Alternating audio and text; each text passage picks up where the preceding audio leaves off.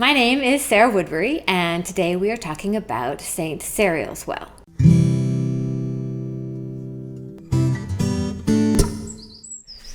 Yet another saint, and don't tell me that Seiriol and Cubby were brothers.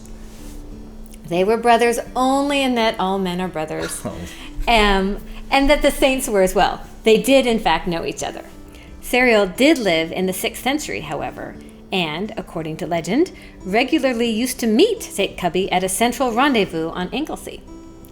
As the story goes, Seiriol traveled with his back to the sun in the morning, because he was on the eastern end of Anglesey, and returned with his face to the east in the afternoon, and thus became known as Seiriol the Pale, while Cubby became known as Cubby the Tanned.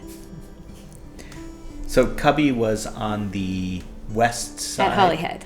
At Holyhead, oh, of course, yes. Yeah. Seiriol himself was a younger brother of King Cynlas of Rhos and King Einion of Sin.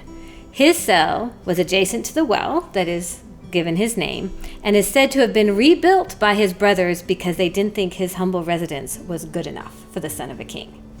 The well lies in a small chamber, and the remains of the building adjacent might have once been part of the lower stone walls of St. Seiriol's church in the 6th century. If so, this would make it the oldest remaining Christian building in Wales. In addition to these ancient stones are 2 high crosses that archaeologists believe stood at the entrance to the monastic grounds.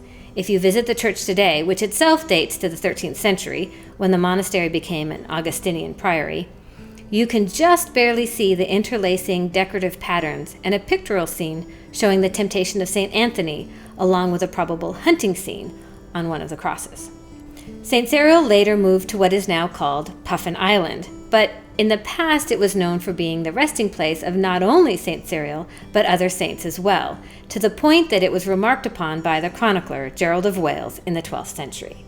As Gerald writes, "There is a small island almost adjoining to Anglesey, which is inhabited by hermits living by manual labor and serving God.